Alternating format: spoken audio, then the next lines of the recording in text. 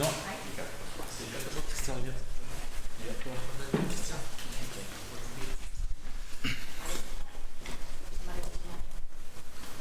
Bonjour et bienvenue au cadre de l'innovation entrepreneuriale. Pouvez-vous me confirmer votre lettre D?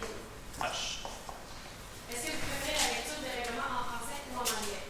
En anglais, ça. For this event, you will have 10 minutes to present your case to the judges. If your presentation is less than 5 minutes long, a penalty of 1 point will be deducted for every 30 seconds. If after 10 minutes you have not completed your presentation, you will be stopped in order to conclude the presentation.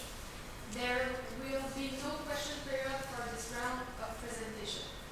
During the presentation, I will indicate the remaining time when 5 minutes, 2 minutes, and 30 seconds remain using a card and the last 10 seconds using my fingers. I remind you that under no circumstances can you mention the origin of your university under penalty of being penalized. I will now ask the judges to introduce themselves, after which you can begin your presentation.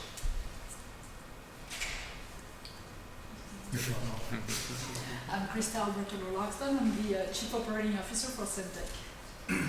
Charles Vaudeville, Sales Director for La Batte Brewery. I am Joyce McLean. I do Open Innovation at Amarex. Benoît Joussin, Stratégie Directeur à Créac. Christian Lavant, Vice President of Product and Innovation at First Home Financial. All right, well, thank you for welcoming us, fellow members of course, the React Council Board.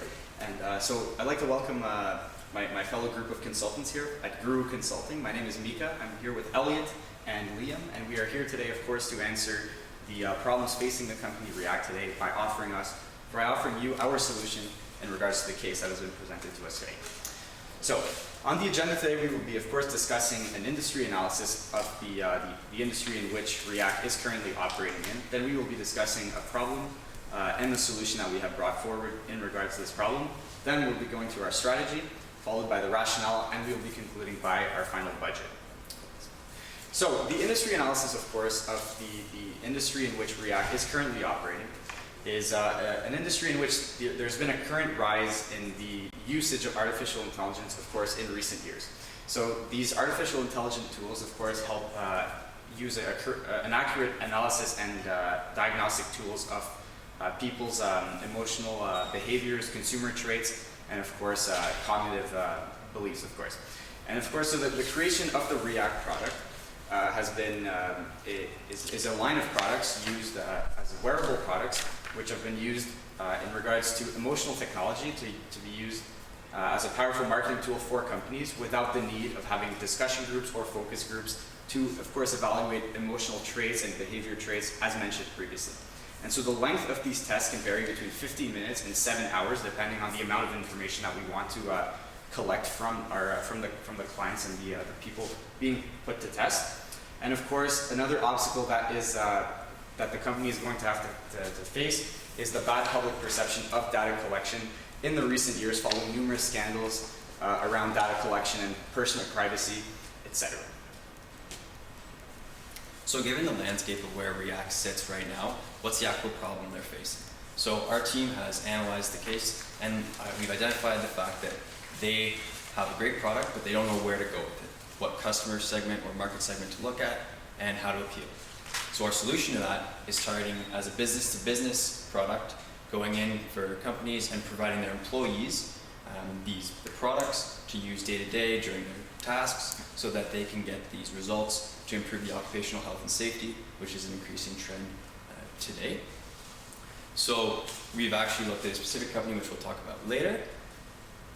Et donc, juste pour vous donner un exemple justement de cet partenariat de Rack, qui est une entreprise d'architectes et d'innovateurs d'ingénieurs située à Montréal, avec l'entreprise React, qui est en question de la présentation d'aujourd'hui.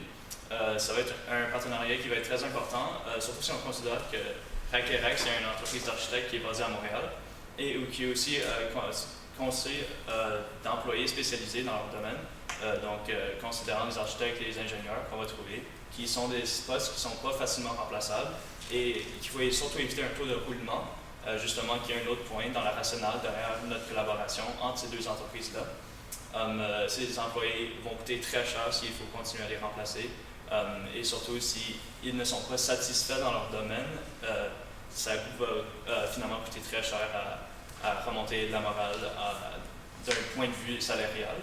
Aussi, un autre rationnel derrière notre idée de solution avec le partenariat avec Rack et Rack, c'est que cette dernière est une entreprise canadienne, donc qui va respecter dans le fond les limitations géographiques du développement de React au Canada. Et aussi, bien sûr, comme on avait discuté et comme on discutera plus tard durant la présentation, cette firme d'architecte-là ne traite pas des sujets tabous. Donc, on va explorer des sujets tels que la violence, la pornographie, et mettons, par exemple, d'autres sujets qui sont un peu plus sensibles.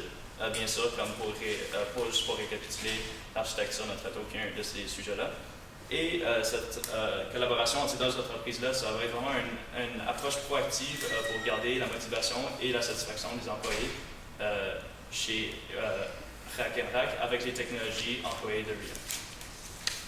So the second part of the rationale behind our solution that we're proposing to you is, of course, the fact that there is, as mentioned previously, a big stigma around AI usage and data surveillance, with numerous big scandals over the past few years, such as the Cambridge Analytica scandal, the Snowden leak. So there's numerous bad perceptions of the public in regards to data surveillance. So this is why we want to make sure that we're personally, we're instead concentrating on the professional lives of these specialized employees and not targeting their personal lives, which is what people feel stigmatized with this data surveillance. That's why we're personally going for this professional aspect and not going for their personal lives.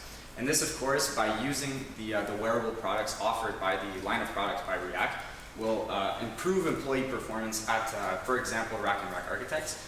And so this employee performance is, of course, linked with mental health issues and satisfaction.